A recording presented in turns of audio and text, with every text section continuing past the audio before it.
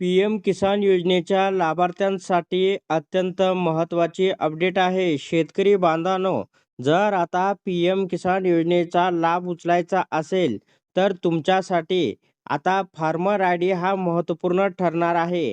या संदर्भामध्ये काय अपडेट आहे ते आपण सविस्तर पाहूया. तर पी-एम किसान सन्मान निधी योजनेमार्फत आत्तापर्यंत शेतकऱ्यांच्या खात्यावरती 22 हप्ते या ठिकाणी जमा करण्यात आलेले आहे.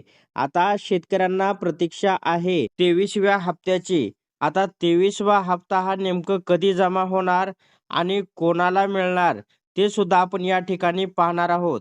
शेतकरी बांधवांनो, जर तुमचं आधार कार्ड किंवा काही प्रॉब्लेम असेल, 22वा हप्ता तुम्हाला भेटला नसेल, काही इन्फॉर्मेशन मिसिंग असेल, तर अपडेट मिसिंग इन्फॉर्मेशनवरती जाऊन तुम्ही या ठिकाणी अपडेट करू शकता.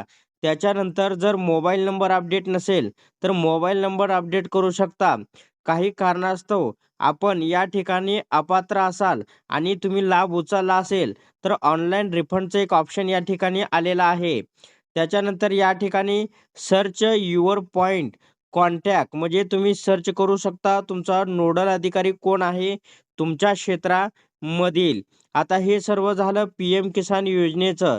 तर आता या ठिकाणी पी-एम किसान सन्मान निधीसाठी फार्मर आय-डी हा अत्यंत महत्त्वाचा मानला जात आहे. या ठिकाणी मध्यंतरी जी-आर सुद्धा आलेला होता, की फार्मर आय-डी जर असेल, तरच तुम्हाला या ठिकाणी लाभ दिला जाणार आहे.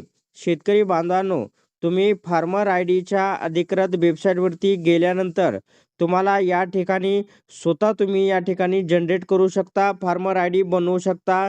क्रिएट न्यू यूजर अकाउंटद्वारे आधार नंबर टाकून पुढली जी काही प्रोसेस आहे, त्या प्रोसेसच्या माध्यमातून तुम्ही या ठिकाणी फार्मर आय-डी काढू शकता.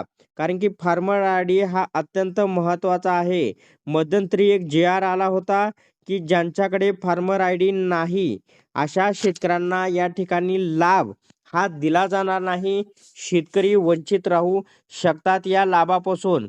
जर तुम्ही फार्मर आय-डी काढला असेल आणि तुम्हाला या ठिकाणी स्टेटस पाहायचा असेल, तर चेक एनरोलमेंट स्टेटसवरती जाऊन तुम्ही संपूर्ण या ठिकाणी स्टेटस पाहू शकता. या ठिकाणी पहिलं जे ऑप्शन आहे आधार नंबर, दुसरं एनरोलमेंट आय-डी आणि तिसरं फार्मर आय-डी. तर या ठिकाणी आधार नंबरच्या आधारे किंवा एनरोलमेंट